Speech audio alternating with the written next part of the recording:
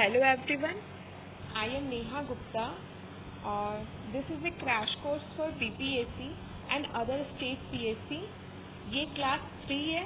हमने पहले भी 2 क्लासेस बना रखा है। अगर आपने नहीं देखा है तो प्लीज़ जाकर देखिए। और ये जो हमारा कोर्स है वो BPSC के लिए या फिर अदर PSC के लिए खुद में ही सफिशिएंट है। अगर आप इस कोर्स को फॉलो करते हैं तो आपको किसी भी बुक को कंसिडर करने की ज़रूरत नहीं है। ये पूरा कोर्स खुद में ही सफिशिएंट है, आपके प्रीलिम्स के लिए बहुत ही ज़्यादा हेल्पफुल है। So guys, this is about me. तो आज हम लोग क्या क्या पढ़ने वाले हैं? आज हम लोग पढ़ने वाले हैं cabinet mission plan, Mountbatten plan, Indian independence act 1947।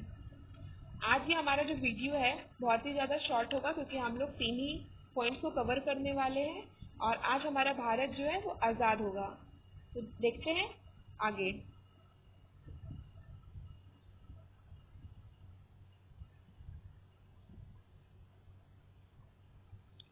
तो गाइस, सबसे पहले हम लोग देख रहे हैं कैबिनेट मिशन प्लान। जैसे कि हम सभी को पता है कि 1945 में हमारा जो वर्ल्ड वॉर 2 था वो एंड हो चुका था। अब ब्रिटेन में क्या हुआ था कि जो कंजर्वेटिव पार्टी है उनका पावर खत्म हो चुका होता है। अब उसकी जगह पे कौन आते हैं? लेबर्स पार्टी आ चुके होते हैं। तो वहाँ के जो प्राइम मिनिस्टर थे क्लेमेंट एटले, वो क्या होता है, वो अब जो एक कैबिनेट के 3 मेंबर्स होते हैं जैसे कि lord Pethick Lawrence, sir Stafford Cripps and A V Alexander, जो कि कैबिनेट के मेंबर्स होते हैं। वो उनको क्या बोलते हैं कि आप इंडिया में जाओ और क्योंकि इंडिया को हमें आज़ाद करना है तो उनको जाकर उनके कॉन्स्टिट्यूशन बनाने में मदद करो। क्योंकि ये तीनों मेंबर्स जो होते हैं वो कैबिनेट के होते हैं, इसीलिए इस पूरे प्लान को क्या बोला गया? Cabinet mission plan. अब क्या होता है, ये जो तीनों थे, Pethick Lawrence, Stafford Cripps and A V Alexander, वो क्या होता है, इंडिया में आते हैं। और इंडिया में उस समय क्या होता है, इंडिया 2 पार्ट्स में डिवाइडेड हो जाता है। एक पार्ट होता है इंडियन नेशनल कांग्रेस का और दूसरा पार्ट क्या होता है, मुस्लिम लीग का।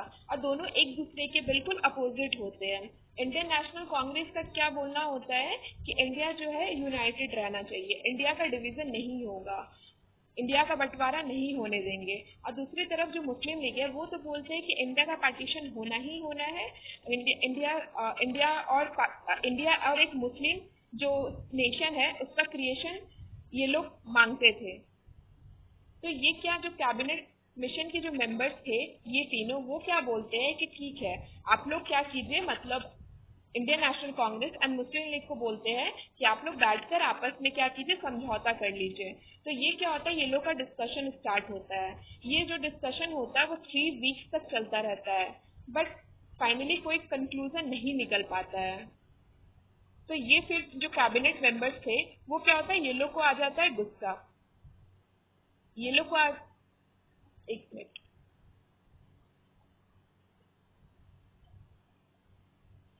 ये लोग को आ जाता है गुस्सा। ये लोग बोलते हैं कि तुम लोग से अब कुछ नहीं हो पाएगा, अब हम लोग ही कुछ प्रपोजल्स देते हैं, तुम लोग को ये मानना पड़ेगा। तो ये लोग क्या क्या प्रपोजल्स देते हैं? पहला ये लोग बोलते हैं कि अनडिवाइडेड इंडिया रहेगा, मतलब इंडिया का बंटवारा नहीं होगा। दूसरा बोलते हैं no separate electorate for Muslim. जैसे कि हम लोग मॉडर्न रिफॉर्म्स में देखा था कि फर्स्ट टाइम मुस्लिम को सेपरेट रिप्रेजेंटेशन मिला था। इसमें क्या बोलते हैं कैबिनेट मिशन के मेंबर्स कि अब मुस्लिम को जो है अलग से रिप्रेजेंटेशन नहीं मिलेगा। हालांकि ये मिशन फेल हो जाता है क्योंकि जो मुस्लिम लीग थे वो लोग अड़े हुए थे कि वो लोग को तो अलग से रिप्रेजेंटेशन चाहिए ही और 2 नेशन थ्योरी उन लोग को चाहिए ही चाहिए। इसीलिए ये क्या होता है, ये प्लान फेल हो जाता है। अब आगे देखो क्या होता है। आगे जो हमारे लॉर्ड पैथिक लॉरेंस थे वो क्या होता है, वो गांधी जी से मिलते हैं, गांधी जी से मिलते हैं। और ये उस समय की पिक्चर है और ये पिक्चर खुद में ही बहुत ज़्यादा इम्पोर्टेंट है, ये बहुत ज़्यादा हिस्टोरिकल है क्योंकि ये जो गांधी जी है ये वही पिक्चर है गांधी जी का जो कि करेंसी नोट्स में हम लोग देखते हैं। तो ये बहुत ही ज़्यादा इम्पोर्टेंट पिक्चर है हमारे हिस्ट्री से। अब देखते क्या होता है। अब क्या होता है, जो कैबिनेट मिशन प्लान जो होता है वो तो फेल हो चुका होता है, लेकिन इंडिया को तो आज़ाद करना था, इंडिया को तो मतलब पावर ट्रांसफर करना था ब्रिटेन को। और यहाँ तक अभी तक ये भी कंफर्म हो चुका था कि बिना टू नेशंस के मुस्लिम लीग नहीं मानेंगे। तो अब ये डिसाइड कर लिया जाता है कि इंडिया का जो है पार्टीशन अब हो जाएगा। तो अब ये चैलेंज था कि पावर को इंडियंस को कैसे ट्रांसफर किया जाए। और क्योंकि ये जो प्लान होता है ये 3 जून को आता है, इसीलिए इसको इस माउंटबैटन प्लान है उसको 3 जून का प्लान भी बोला जाता है। Given a formal shape by the statement made by the government, British government on 3rd June 1947। अब हमारा भारत आज़ाद हो जाता है। अब क्या होता है, अब देखते हैं भारत जो आज़ाद होता है उसके बाद क्या क्या फीचर्स होता है, क्या क्या प्रपोजल्स होता है, क्या क्या ब्रिटिश गवर्नमेंट क्या क्या चीज जो होता है इंडिया को बोलती है करने के लिए।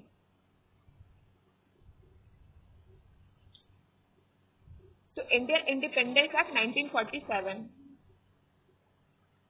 अब क्या होता है, creation of two dominions that is India and Pakistan.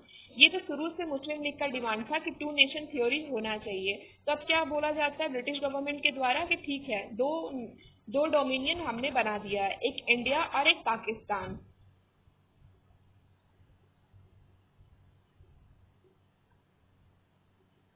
और दोनों को क्या कर दिया जाता है, freedom to secede from British Commonwealth. और दोनों को ये बोला जाता है कि ठीक है, आप चाहे तो ब्रिटिश कॉमनवेल्थ का पार्ट बन सकते हो, नहीं भी बन सकते हो। हालांकि जो इंडिया है वो इससे विड्रॉ नहीं किया और इंडिया आज भी ब्रिटिश कॉमनवेल्थ जो है उसका मेंबर है।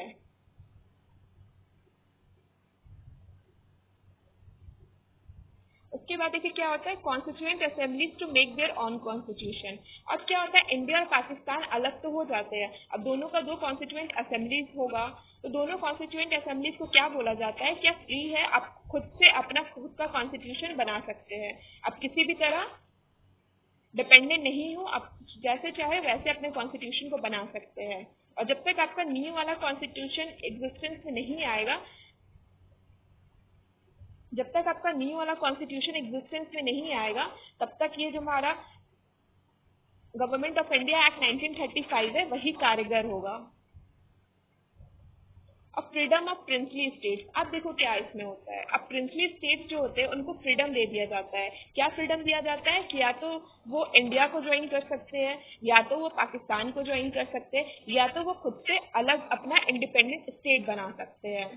इसमें बहुत सारा कंट्रोवर्सीज भी हुआ था, जैसे कि जम्मू एंड कश्मीर में हरी सिंह जो थे वो फाइनली उनको साइन करना पड़ा था इंडिया की तरफ से। तो बहुत सारे पॉलिटिक्स हुए थे उस टाइम पर। तो इस तरह से क्या हुआ था, जो प्रोविंसेस थे उनको, प्रिंसली स्टेट्स जो थे उनको बोला गया कि आप खुद से डिसाइड कर सकते हैं आपको किस तरफ रहना है।